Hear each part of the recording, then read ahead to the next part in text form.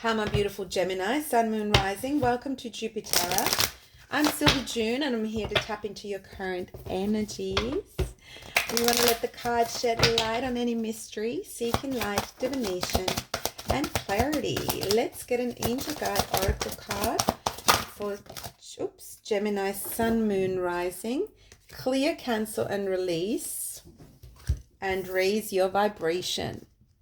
Clear, cancel, and release, and raise your vibration. So this is usually the message that we get when we're hammering down a door or a wall that we think is good for us, we think will make us happy, but ultimately we want to go too fast. So this is allowing the process to evolve and unfold. That's what I was going to say. So clear, cancel, and release. Taking a step back and understanding where your own vibrations are, because that is ultimately how we're planting the seeds. The seeds are done through our own vibration, or we're aligning to what we want and what we've planted, allowing it to unfold in divine timing. Page of Wands in the reverse. That's how you're showing up. Magician, yep.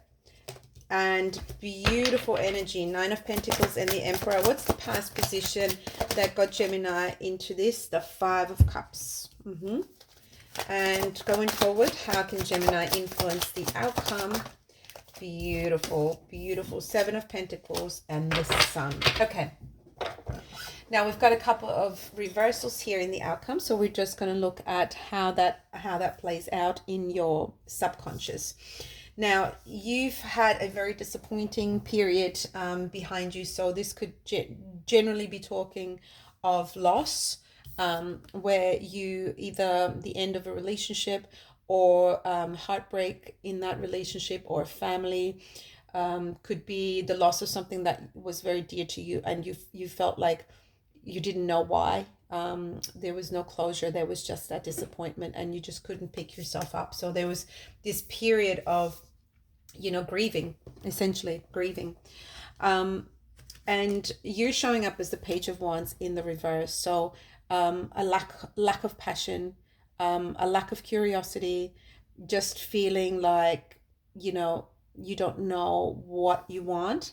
And it's actually crossed by the Magician, which is very interesting, because you're not realizing that you don't know what you want right now, or you can't see how you can manifest it, but you're not realizing right now that you're actually always manifesting. We're always manifesting the external environment with our internal thoughts and emotions that lead to actions. So while you're not sure of what you want, or while you came out of this energy here by kind of losing your own passion, you don't necessarily see how that impacts your manifestation. So you're kind of resigning yourself to it, but don't, because the universe is telling you clear, cancel, release. This is not the energy you want to be in when you're manifesting changes. The more you stay in this energy, and that lackluster, the passion that's gone, the Page of Wands in reverse, and the disappointment, disheartened, hurt, you have every reason to be hurt. But if you stay in this vibration, it will manifest time and time again. More situations around you will try to fulfill this vibration, because that's what you're tuned into. So that's the reason, if nothing else, that's the reason to get ourselves out of negative vibrations, or lower vibrations, different frequencies of the things we don't want, are frequencies we must get out of as quickly as possible. If it is our emotions, we don't want to ignore our emotions. We want to see what the emotions are telling us, and we want to honor them. However, we want to move quickly and swiftly into higher vibrational situations. And that's why sometimes people say, with a whatever breakup, the best thing is to go out and party, and I'm not saying it is. Like that can lead to worse. However, it is the desire to no longer be wallowing in that energy as well, so there is merit to that, because it's possible then to go out and to do something totally different, and for a minute not be reminded of how bad this felt.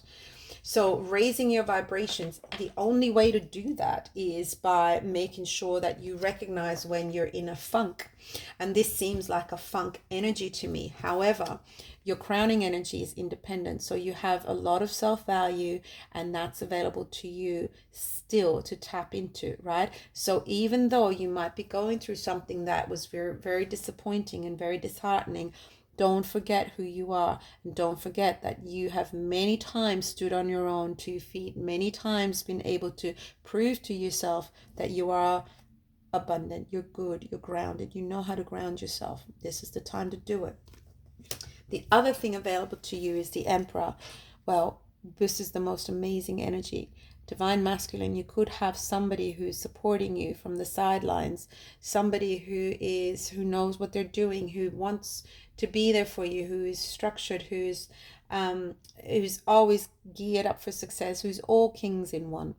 They're emotionally available, they are passionate, they are smart, and they're grounded. And this is either a person around you, or this is the energy that's supporting you. So you yourself can step into Emperor mode and just override any feelings of lack and come back into your strength.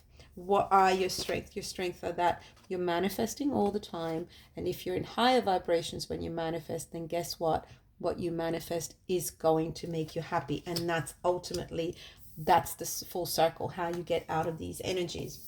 So going forward, we have the Seven of Pentacles and the Sun, and they're both in reverse. Of course they are, because what you want to do is you want to plant the seeds for things that bring you joy and happiness.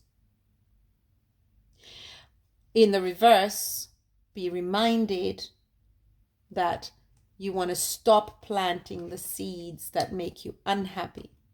See what it means? For the law of polarity, for everything there is an equivalent opposite. So manifestations work like that. The law of attraction, it will attract to you always, every time, the equivalent to your vibration. So if your vibration is this, and you wallow in this and you stay in this, and you're like, I'm not passionate about anything, who cares, ugh, I hate my life, then you're going to get more situations that will prove to you that you should hate your life. That's what manifestations are.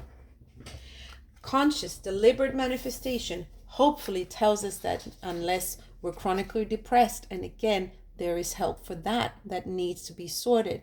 We want to plant the right seeds. What are the seeds? The thoughts that lead to emotions, that lead to our actions. These thoughts need to be carefully selected that bring us the happiness. So we move away from self-sabotaging belief. We step into your Emperor mode.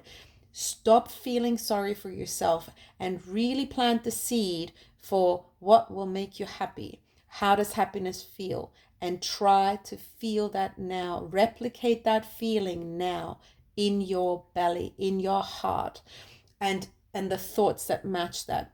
You might have to go back and